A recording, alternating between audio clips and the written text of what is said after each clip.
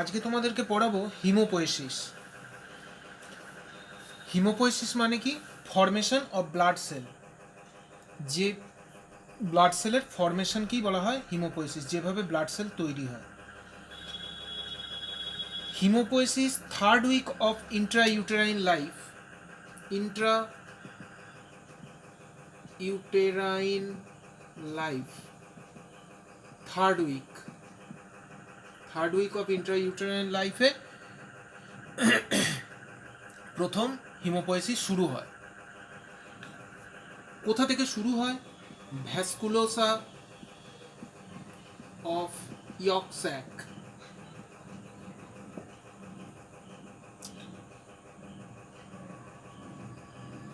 Stem cells থেকে blood cell তৈরি হয়, মানে হিমোপোয়েসিস হয়।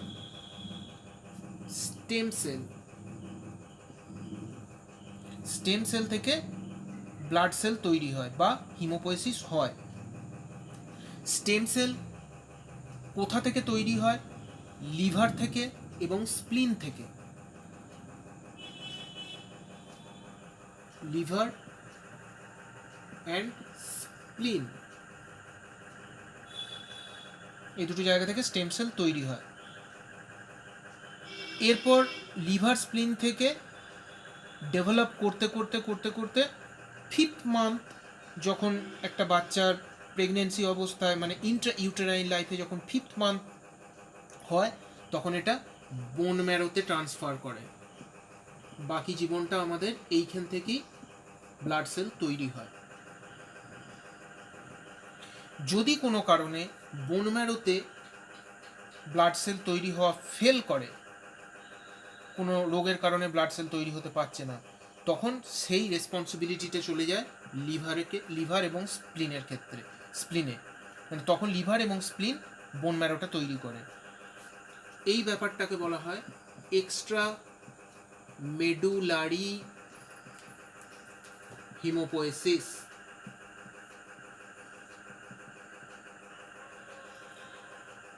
বোন ম্যারো দু রকমের হয়, একটা রেড, একটা ইয়েলো। ছোট অবস্থায় প্রত্যেকটা বোনেতেই রেড ম্যারো থাকে, কিন্তু আফটার 20 ইয়ার্স মানে অ্যাডাল্ট হয়ে যাওয়ার পরে রেড ম্যারো সিলেক্টেড কিছু জায়গায় থাকে। যেমন ধরো ভার্টিব্রা, ক্রেনিয়াল বোনস, পেলভিক বোন, রিব, স্টারনাম, এই জায়গাগুলোতে থাকে। একে বলা হয় adult pattern of haemoglobin. Yellow marrow fatty tissue দিয়ে তৈরি হয়। ফ্যাটি টিস্যু, যখন আমরা অ্যাডাল্ট হই তখন অধিকাংশ জায়গাগুলোই কিন্তু ফ্যাটি টিস্যু দখল করে নেয়, মানে ইয়েলো ম্যারো দখল করে নেয় বোনসের ভেতরে। রেড ম্যারোর পরিমাণটা কমে আসে। কিন্তু যদি ইমার্জেন্সি পারপাস কখনো রেড ম্যারো যেখানগুলোয় তৈরি হয়, যেমন স্টারনামে, ভার্টিব্রায়, ক্রেনিয়াল বোনসে, যেরকম বললাম রিবসে, আপার এন্ডস, ফিমার এবং হিউমেরাসের আপার এন্ডে যে রেড ম্যারোগুলো থাকে, সেই রেড ম্যারো যদি কখনো কমে যায়, তখন এই ইয়েলো ম্যারো রেড ম্যারোর সাপ্লাই দেয়। বোন ম্যারো যদি টেস্ট করতে হয়, তাহলে কোথা থেকে পাংচার করতে হয়? স্টার্নাল পাংচার, স্টার্নাল রিজিয়ন থেকে স্টার্নাল পাংচার, আর ছোটদের ক্ষেত্রে হচ্ছে টিবিয়াল পাংচার। পায়ের যে টিবিয়া বোন আছে, ওইখান থেকে বোন ম্যারো কালেক্ট করা হয়। এবার আমরা যেটা দিয়ে শুরু করেছিলাম, স্টেম সেল। এই স্টেম সেল থেকে সমস্ত ব্লাড সেলগুলো তৈরি হয়।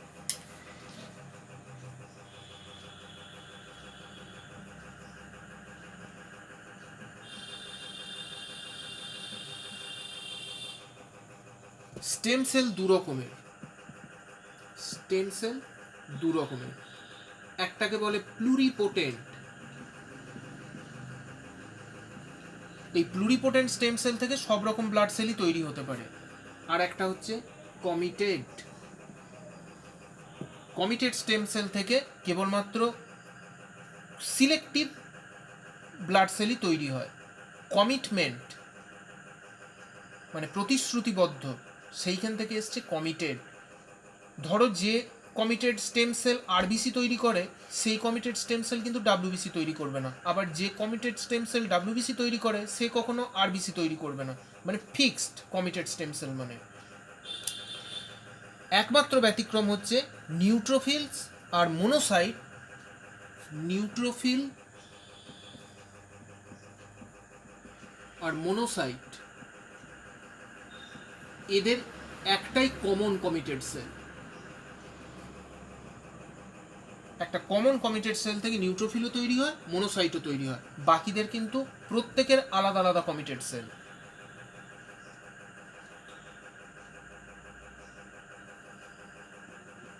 প্রোজেনিটার sell.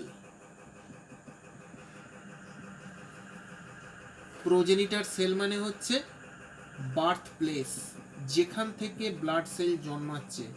Blood place, birth place, progenitor cell. এই progenitor cell committed stem cell আর ব্লাস্ট সেল এই দুটোর মাঝে থাকে। কমিটেড স্টেম সেল আর ব্লাস্ট সেলের মাঝে প্রোজেনিটার সেল থাকে। তাহলে এবার প্রশ্ন আসতে পারে যে ব্লাস্ট সেলটা কি?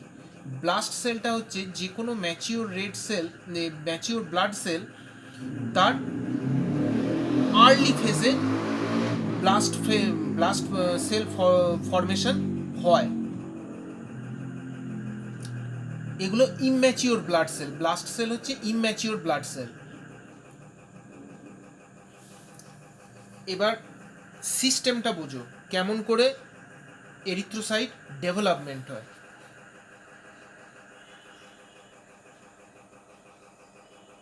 How to develop erythrocytes. Stem cell এখান থেকে শুরু হচ্ছে।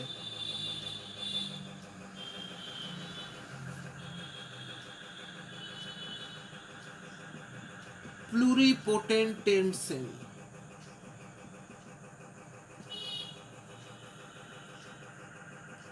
Committed stem sell.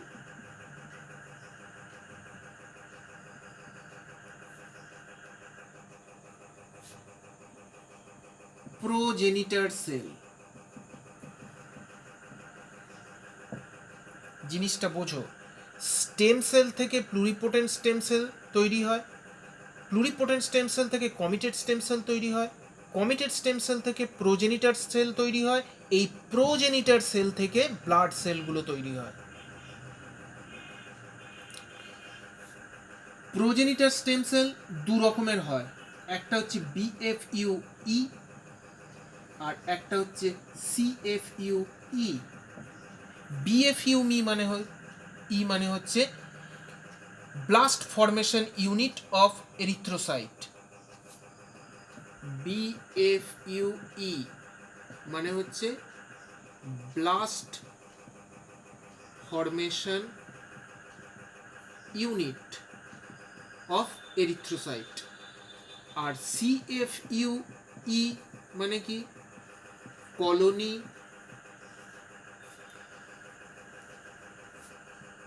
Forming unit of erythrocyte.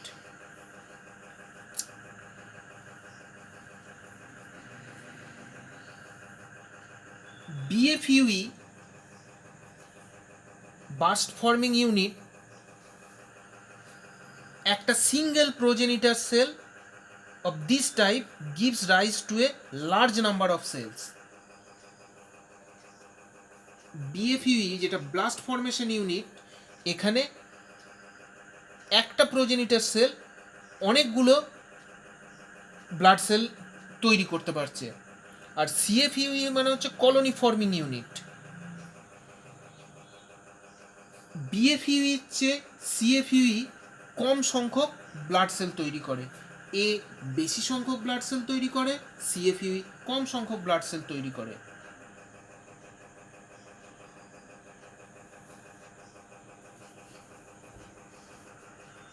বিএফইউই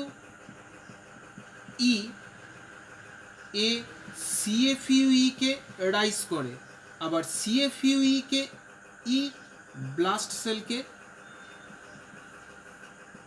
rise করে।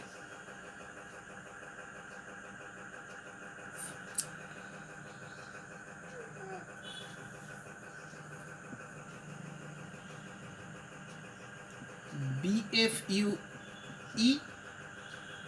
CFUE,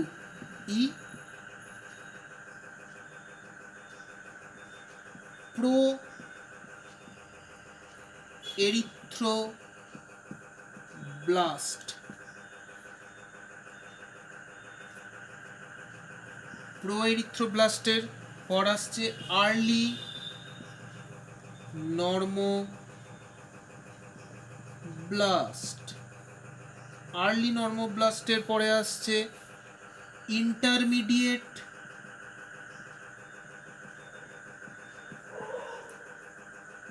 নর্মোব্লাস্ট,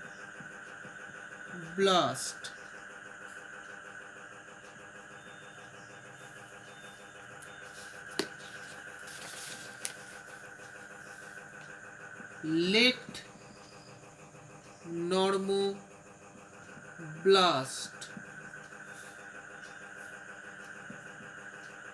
রেটিকিউলোসাইট,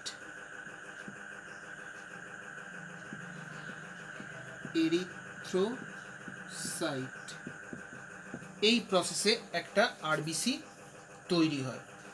স্টেম সেল থেকে প্লুরিপোটেন্ট স্টেম সেল তৈরি হয়, সেখান থেকে কমিটেড স্টেম সেল তৈরি হয়, কমিটেড স্টেম সেল থেকে প্রোজেনিটার সেল তৈরি হয়। প্রোজেনিটার সেলে দুটো ফ্যাক্টর থাকে, বিএফইউই, সিএফইউই। বিএফইউই থেকে সিএফইউই তৈরি হয়, সিএফইউই থেকে প্রো এরিথ্রোব্লাস্ট তৈরি হয়, প্রো এরিথ্রোব্লাস্ট থেকে আর্লি নর্মোব্লাস্ট তৈরি হয়, আর্লি নর্মোব্লাস্ট থেকে ইন্টারমিডিয়েট নর্মোব্লাস্ট তৈরি হয়, ইন্টারমিডিয়েট নর্মোব্লাস্ট থেকে লেট নর্মোব্লাস্ট তৈরি হয়, সেখান থেকে রেটিকিউলোসাইট তৈরি হয়, সেখান থেকে এরিথ্রোসাইট তৈরি হয়।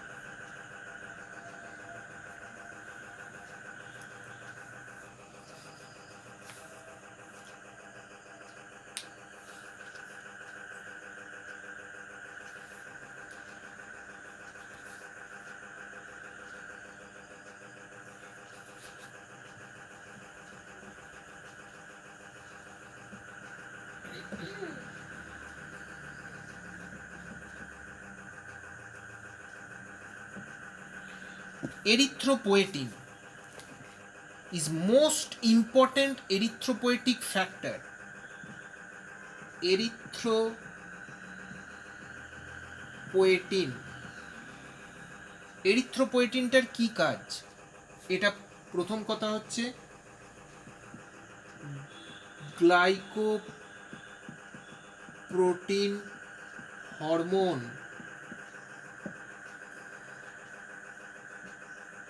এই এরিথ্রোপোয়েটিন, এই হরমোনটাকে বলা হচ্ছে এরিথ্রোপোয়েটিক ফ্যাক্টর।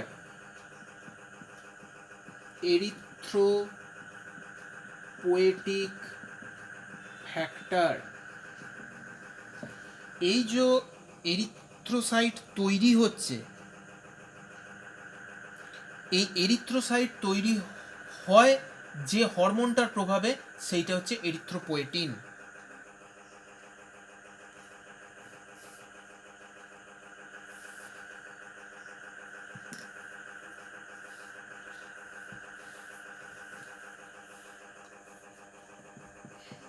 হাইপক্সিয়া মানে অক্সিজেন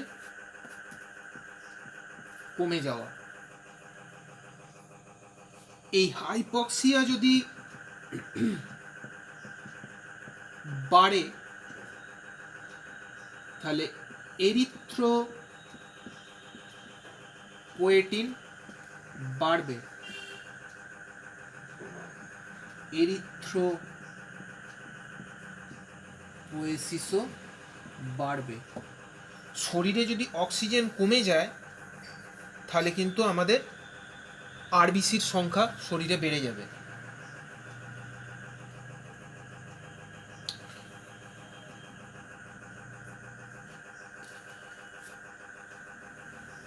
আচ্ছা।